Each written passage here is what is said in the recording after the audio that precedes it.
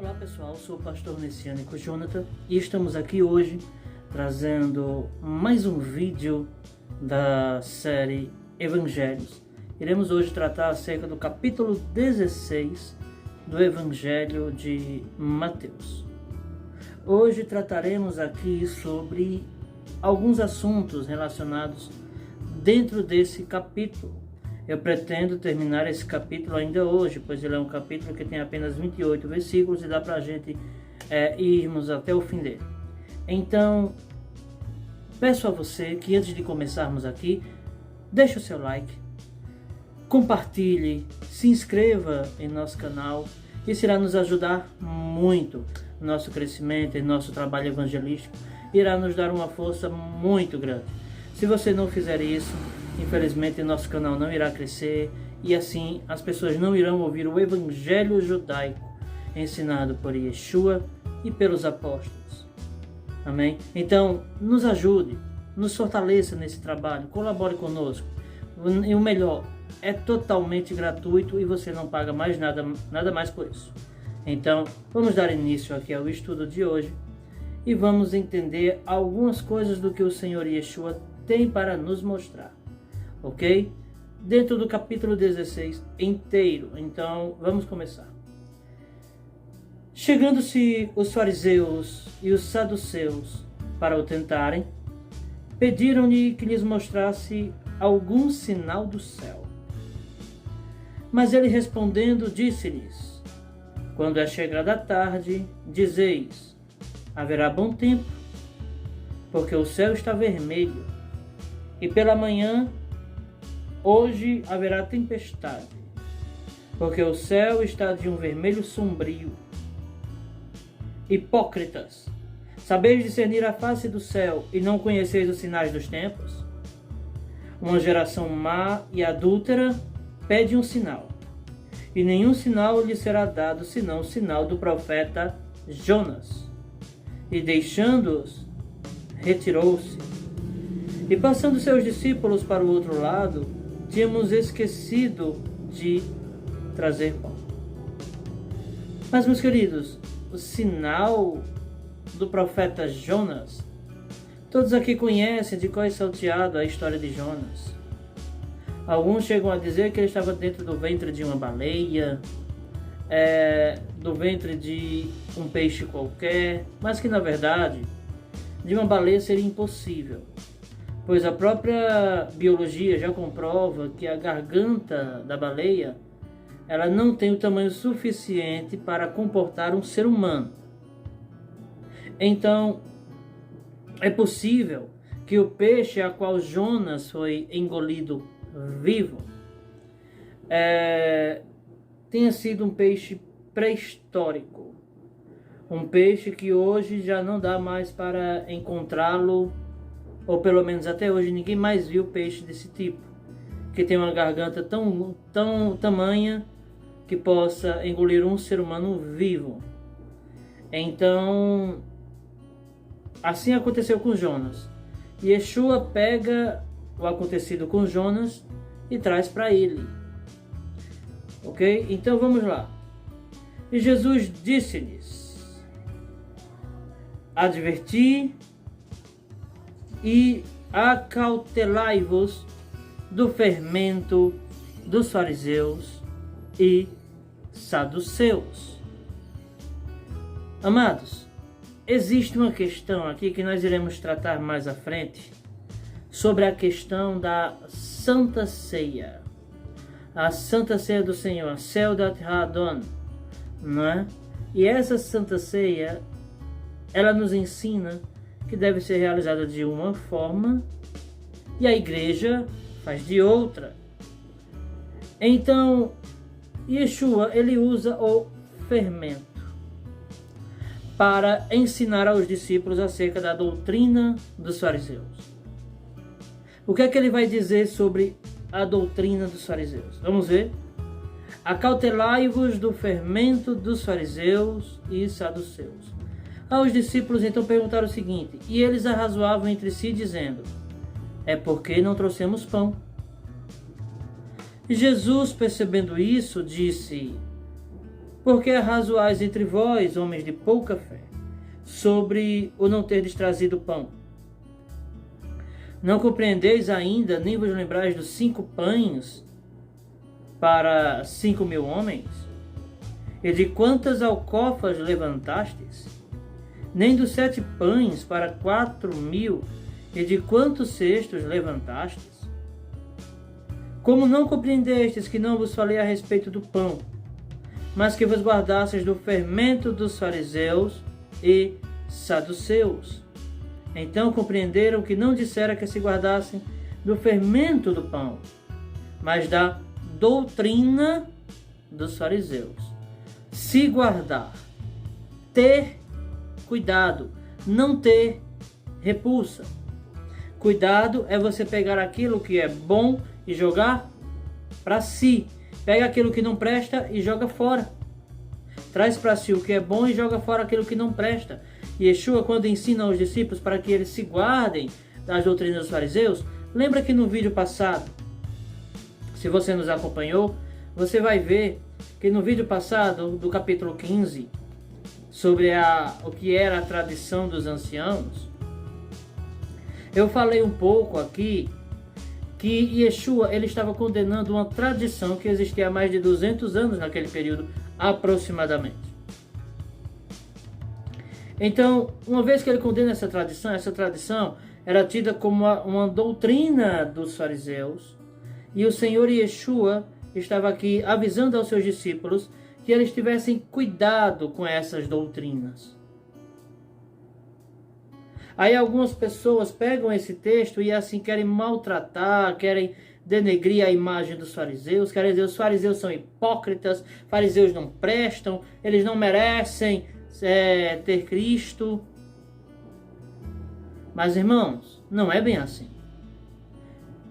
Quando paramos para ver, o Senhor Yeshua, ele nunca, em hipótese alguma, reprova o ensino dos fariseus. E isso nós iremos falar mais à frente, no capítulo 23 do Evangelho de Mateus.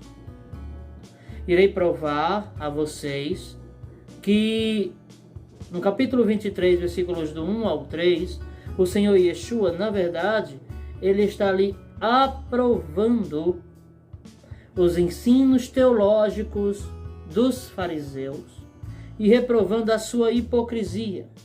Bom, não vamos falar sobre isso agora, esse é assunto para outro vídeo, mas para você ter um pouquinho de ideia, um pouquinho do gostinho do que vai vir para ser falado mais à frente, né? Fique ciente, o Senhor Yeshua nunca reprovou os ensinos teológicos dos fariseus. O que foi reprovado por Yeshua foram as tradições, de acordo com o capítulo 15 de Mateus, que anulavam os mandamentos de Deus, que procuravam anular a Torá. E dentro disso nós falamos da questão do sábado, falamos da questão das leis alimentares e outras coisas mais. Então, o Senhor Yeshua aqui está usando o fermento como símbolo de algo errado, símbolo de pecado. É isso que os apóstolos usam, inclusive Mateus não. Além de Mateus também, o apóstolo Paulo chega a ensinar que o fermento também é símbolo de pecado dentro das Escrituras. Esse é um dos símbolos do fermento. Mas vamos ver aonde que isso está escrito.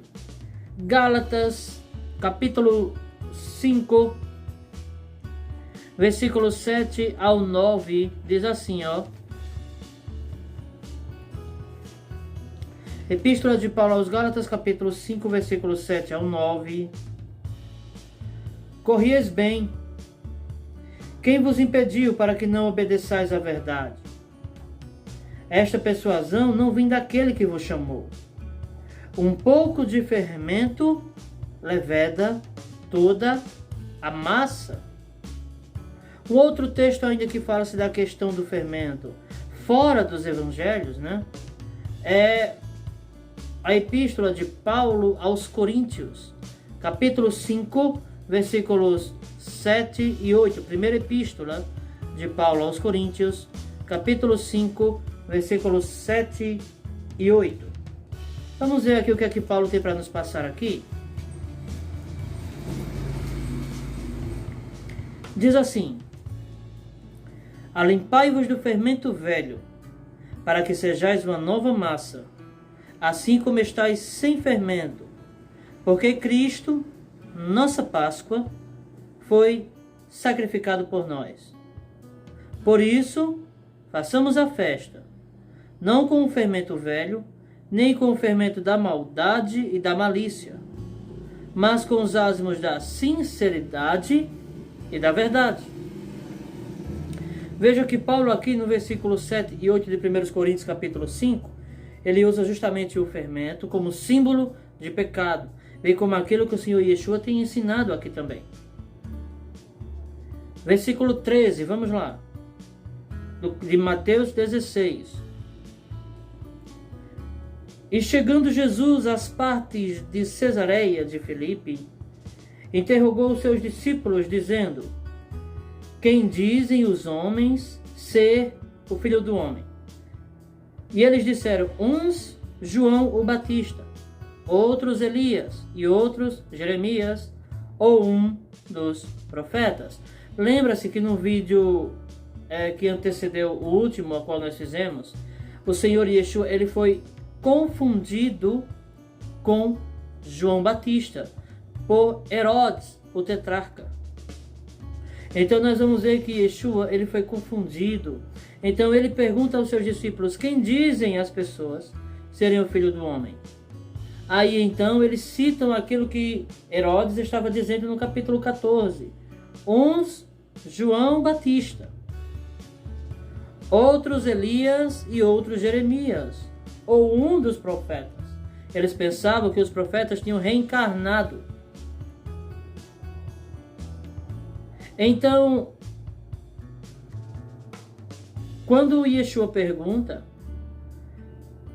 Pedro ele dá uma resposta bem satisfatória. E o interessante é isso aqui, ó. Versículo 14, eles falaram sobre a opinião das pessoas a respeito do Cristo. Já no versículo 15, Yeshua faz a seguinte pergunta: disse-lhes ele: e vós, quem dizeis que eu sou? Simão Pedro, respondendo, disse: tu és o Cristo, o Filho do Deus vivo. Meus queridos, percebemos que o Senhor, ele sempre tem procurado revelar segredos àqueles que o amam e o adoram em espírito e em verdade. Então, ele vai dizer o seguinte para Pedro, no versículo 17: Jesus respondendo disse-lhe: bem-aventurado és tu, Simão Bar-Jonas, porque te não revelou a carne e o sangue, mas meu Pai que está nos céus. Agora vai entrar aqui uma declaração muito forte, a qual os protestantes têm uma grande dificuldade em interpretar o próprio texto, não é? Uns dizem que foi um trocadilho de Jesus, outros dizem não, isso é Jesus colocando Pedro como a coluna da igreja. Então, vamos ver, entender um pouquinho qual o significado dessa declaração de Yeshua. E será realmente que o texto deixa a entender que foi um trocadilho? Será que foi realmente um trocadilho que Yeshua está dizendo aqui? Ou será que Yeshua colocou Pedro por toda a eternidade, por todo o tempo, como sendo coluna principal da igreja? Vamos ver aqui no versículo 18. Capítulo 16, versículo 18, declaração que muitos protestantes não gostam de ouvir. Quando ouvem, dá logo comichão nos ouvidos, querem logo se defender, dizendo não é assim, não é assim, não é assim, não é assim, aquela agonia toda. Mas vamos entender um pouquinho. Pois também eu te digo que tu és Pedro, e sobre esta pedra edificarei a minha igreja, e as portas do inferno não prevalecerão contra ela. Irmãos, alguns chegam a dizer aqui que o Senhor estava fazendo um trocadilho. Eu já falei aqui, torno a repetir. Mas, quando paramos para ver o significado do nome Pedro, significa pedra. Alguns querem até adaptar para pedra pequena, pedra móvel, pedrinha, não é? Aí então, Yeshua já usa a mesma palavra que já era o significado de Pedro, pegando o significado do nome Pedro, e diz, sobre esta pedra, que eles dizem ser Petra, uma grande rocha impossível de ser movida, edificarei a minha igreja, e as portas do inferno não prevalecerão contra ela. Então, de certa forma, o Senhor Yeshua, ele estava ali falando com Pedro. Se ele tivesse se referindo a ele teria dito muito bem que através dele, a igreja seria edificada. Mas ele disse sobre esta pedra. Ele não apontou para ele. O texto não mostra que ele tenha se referido a ele. O texto mostra exatamente a Pedro. E o interessante é que mostra que Jesus está falando com Pedro, dizendo que através de Pedro edificaria a igreja. Mas como assim? Uma edificação, ela precisa estar construída em uma rocha. E Yeshua sabia da sinceridade que havia no coração de Pedro. E uma vez que você usa uma rocha para construir uma casa, você está usando a rocha para tal propósito. Porque se você constrói uma casa na areia, sua casa vai abaixo, vai desmoronar, será destruída, será derrubada pelo vento, pela tempestade. Então você precisa construir a casa na rocha. O que Yeshua estava dizendo com isso? Yeshua estava dizendo que ele usaria o apóstolo Pedro para, a partir dali, daquele dia, fazer com que a igreja de Cristo fosse edificada. Não que ele iria dar autoridade por toda a vida ao apóstolo, por toda a eternidade, ao apóstolo. Mas que ele usaria o apóstolo Pedro para fazer com que a igreja de Cristo fosse construída, fosse edificada. No versículo 19, ele vai dizer assim: e eu te darei as chaves do reino dos céus, e tudo que ligares na terra será ligado nos céus, e tudo que desligares na terra será desligado nos céus. Meus queridos, Yeshua está aqui dando autoridade ao apóstolo Pedro, sabe de quê? De fazer milagres. É isso que nós vemos em Atos dos Apóstolos, capítulo 3. É Pedro e João curando um paralítico de nascença, um coxo. Isso que é o interessante.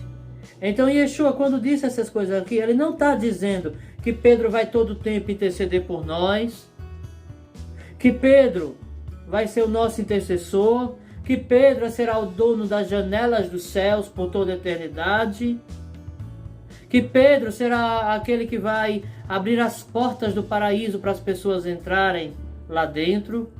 Não é isso que ele está ensinando. Ele está dizendo que enquanto Pedro for vivo, as chaves dos céus estariam em suas mãos, ou seja, ele teria autoridade. Enquanto ele estivesse vivo, servindo a Yeshua com a sinceridade que ele tinha em sua alma, em seu coração, ele teria autoridade de fazer prodígios e maravilhas, bem como o Senhor Yeshua também teve.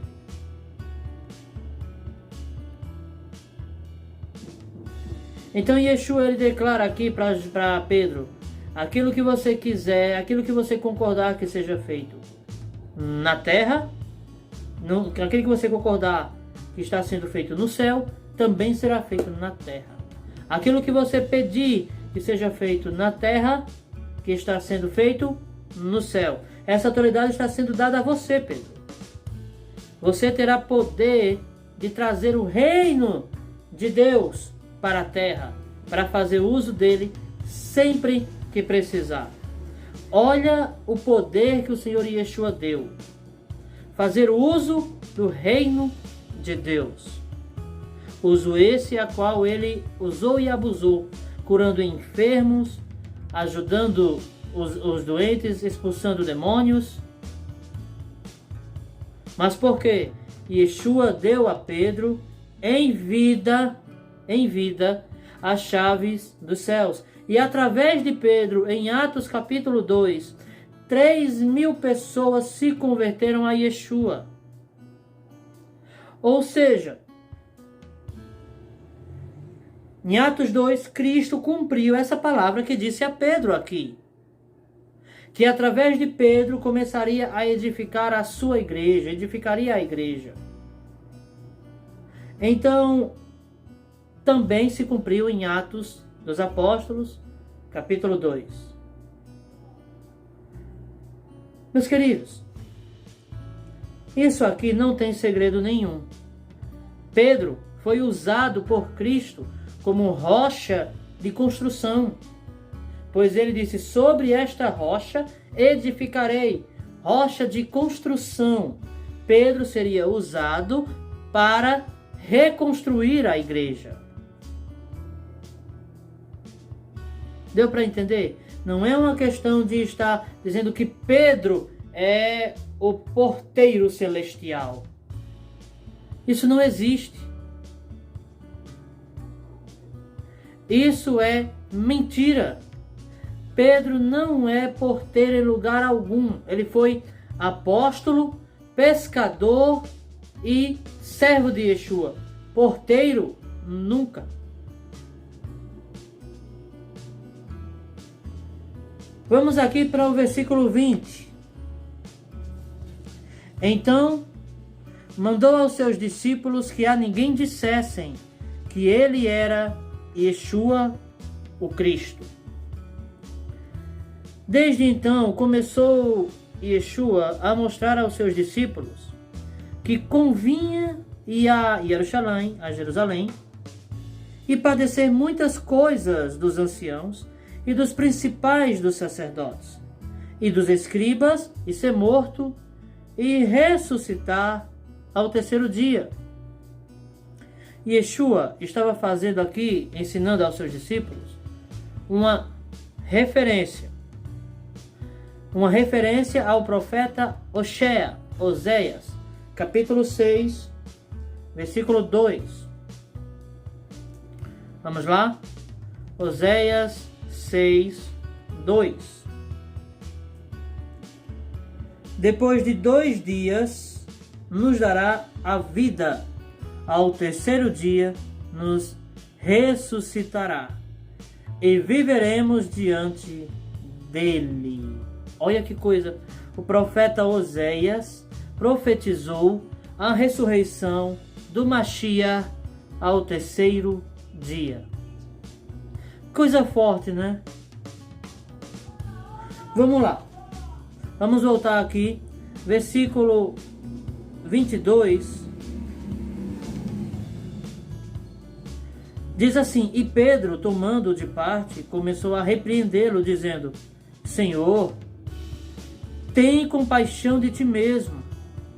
De modo nenhum te acontecerá isso. Pedro pensava que Yeshua estava em um estado de mente perturbada, né? Aí ele tenta consolar Yeshua. Qual é a resposta de Yeshua para Pedro? Versículo 23. Veja que mesmo com a intenção boa de ajudar Yeshua de forma mental, de dar uma palavra amiga para ele, por amor a ele, Yeshua disse o seguinte: ele, porém, voltando-se, disse a Pedro: para trás de mim, Satanás, que me serves de escândalo, porque não compreendes as coisas que são de Deus, mas só as que são dos homens. Perceba que o Senhor Yeshua fala diretamente a Pedro e deixa bem claro: para trás de mim, Satanás. Naquele momento, Pedro estava se deixando usar pelo diabo. Por quê? Era necessário que o Messias padecesse todas aquelas coisas. Por que Yeshua falou de uma forma tão dura com Pedro, se a intenção de Pedro era uma boa intenção? Quer saber por quê? Porque Pedro queria que Yeshua ficasse o resto da vida com ele. Se Yeshua ficasse, o sacrifício não teria acontecido e nós não teríamos sentido algum de estarmos aqui hoje, aprendendo as Escrituras e tendo a oportunidade de adorar ao Rei dos Reis e Senhor dos Senhores. Então vamos ver aqui, versículo 24, de Mateus 16. Então disse Yeshua aos seus discípulos: se alguém quiser vir após mim, renuncie-se a si mesmo, tome sobre si a sua cruz e siga-me. Meus queridos, o que significava aqui tomar a cruz? Tomar a cruz aqui não é tomar sofrimento não, viu? Não é aguentar o sofrimento sem fazer nada não. Tomar a cruz aqui é muito mais profundo do que você receber um tapa na cara e destinar o outro lado. Tomar a cruz aqui é você estar disposto a dar a sua vida, renunciar-se a si mesmo. Por quê? Entenda, Yeshua, quando fala em tomar a cruz e renunciar-se a si mesmo, era dessa forma que os romanos matavam os seus condenados. E o Senhor Yeshua, ele tinha fama, naquele período, de ir contra o Império Romano. Por esse motivo, Yeshua fala em tomar a cruz. Aqueles que servem a ele é contra o mundo. Precisa ser contra o mundo. Por quê? O mundo inteiro jaz no maligno. Nós precisamos ter um compromisso com Cristo. Precisamos ser odiados pelo mundo. Então, tomar a cruz aqui é estar disposto a dar a sua vida. Uma vez que um condenado romano fosse ser morto, ele seria crucificado. Então, bem como Cristo foi crucificado por nós, foi morto por nós, nós também precisamos aprender a dar a nossa vida por Ele. Caso contrário, não teremos parte com Cristo. Palavra dura, né? Vamos aqui no versículo 25. Porque aquele que quiser salvar a sua vida, a perderá. E quem perder a sua vida por amor de mim, a achará. Pois que aproveita o homem ganhar o mundo inteiro, se perder a sua alma? Ou que dará o homem em recompensa da sua alma? Porque o Filho do Homem virá na glória de seu Pai com os seus anjos, e então dará a cada um segundo as suas obras. Veja que o Senhor Yeshua, ele deixa bem claro que nós seremos recompensados por aquilo que nós fizermos. Se fizermos algo bom, seremos recompensados por esse algo bom. se fizermos algo mal, seremos recompensados por esse algo mal.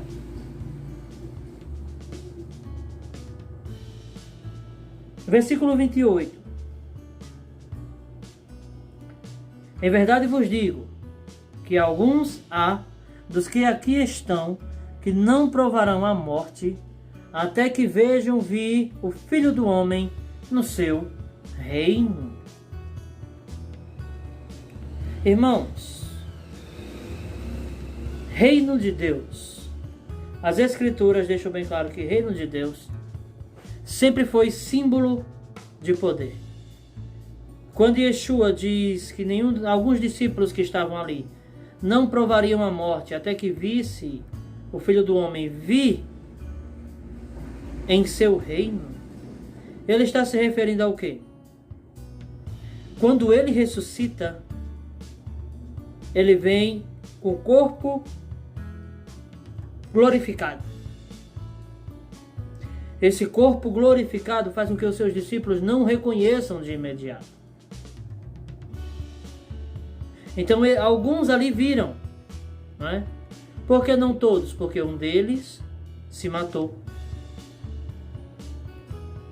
Então, quando Yeshua fala isso, ele está falando da sua ressurreição, que ele iria ressurgir e aparecer novamente aos discípulos. Então, o Filho do Homem voltar em seu reino é ele voltar com o corpo glorificado para aparecer aos discípulos ali. Então, essa profecia de Cristo se cumpriu? Sim, porque ele apareceu a todos os outros discípulos, apareceu a Maria, apareceu a todos os outros que o conheciam, a mais de 50 pessoas, a quase 50 pessoas aproximadamente. Então,